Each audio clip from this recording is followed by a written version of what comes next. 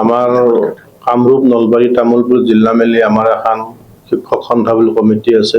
এই কমিটিটো আমি প্ৰত্যেক মাহৰ দুমাহে আমি ইয়াতে বহো, আমাৰ শিক্ষাৰ ওপৰত আলোচনা কৰোঁ। আমি আলোচনা আমাৰ দুনিয়া আৰু আখেৰাতৰ শিক্ষাৰ ওপৰতে আমি আলোচনা কৰোঁ।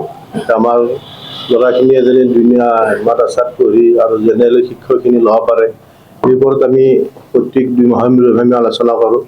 আৰু আমাৰ তঞ্জিম বৰ্ডৰ নিৰ্দেশ মৰ্মে, চৰকাৰৰ নিৰ্দেশ মতে আমাৰ মাদ্ৰাসাবিলাক আমি ভালকৈ চলাবৰ কাৰণে চেষ্টা কৰি আছোঁ। আমি জেনেৰেল শিক্ষাটো চলাবৰ কাৰণে কম্পিউটাৰ চবখিনি আমি চলাবৰ কাৰণে শিক্ষাটো দুনিয়া আৰু আখেৰাত আমি দুইটা শিক্ষা দি লৈ যাবৰ কাৰণে আমি চেষ্টা কৰি আছোঁ। তো লগতে আমাৰ আজি কমিটিৰ 2 মাহৰ মূৰত আজি বছৰৰ শেষৰ মিটিং হয়। আৰু মিটিঙত আমি বিভিন্ন প্ৰস্তাৱ লওঁ।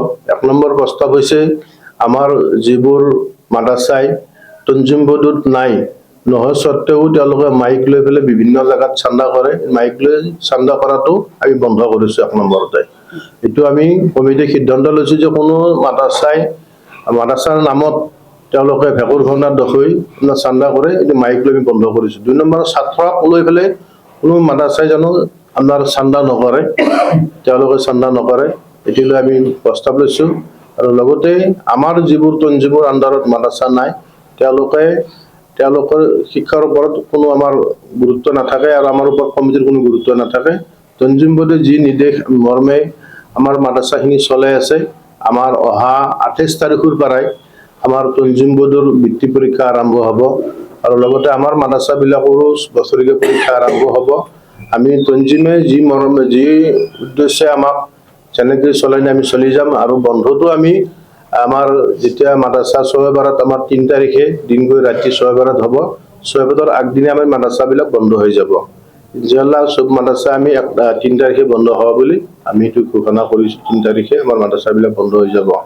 আৰু লগতে আমাৰ কমিটিৰ যিসকল আমি সদস্য আছোঁ, চবৰে এটাই মত যে আমাৰ প্ৰতিষ্ঠানবিলাক ভালকৈ চলিব লাগে, ভাল ধৰণে চলিব লাগে আৰু ভাল উন্নতমান শিক্ষা যাব লাগে আমাৰ ল'ৰাখিনিয়ে, ছোৱালীখিনিয়ে।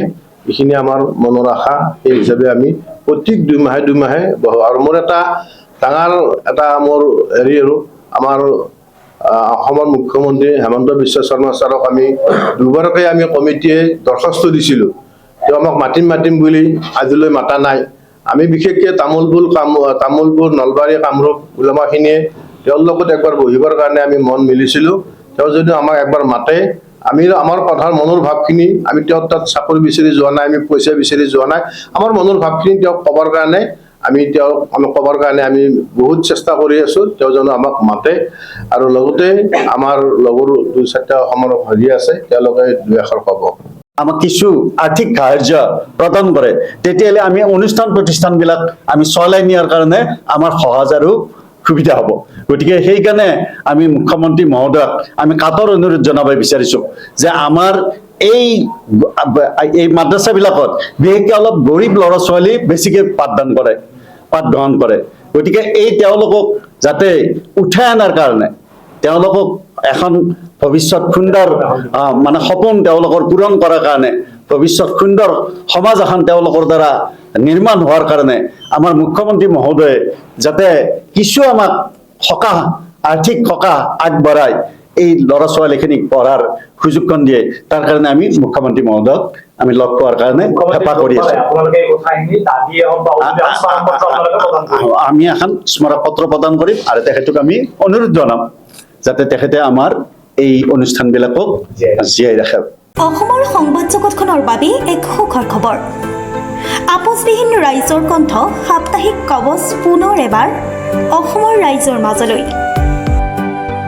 স্বত্বাধিকাৰী প্ৰণীতা কলিতাৰ দ্বাৰা প্ৰকাশিত আৰু আপোচবিহীন একাংশ নপুৰণি অভিজ্ঞতাপুষ্ট সাংবাদিকৰ দ্বাৰা প্ৰচাৰিত তথা eco printing press, Guwahati Katabari গড়চুকত মুদ্ৰিত সাপ্তাহিক কবচ এতিয়া অসমৰ বিভিন্ন প্ৰান্তত উপলব্ধ। আমাৰ ঠিকনা মুখ্য কাৰ্যালয় অসম ফৰেষ্ট স্কুল, হৰি মন্দিৰ পথ, গুৱাহাটী আৰু উপ কাৰ্যালয় Kalita market, Bijoynagar, Kamrup, Assam. Mobile number হৈছে 9435114666 70024728113। আমাৰ ইমেইল ID হৈছে kobos2025@gmail.com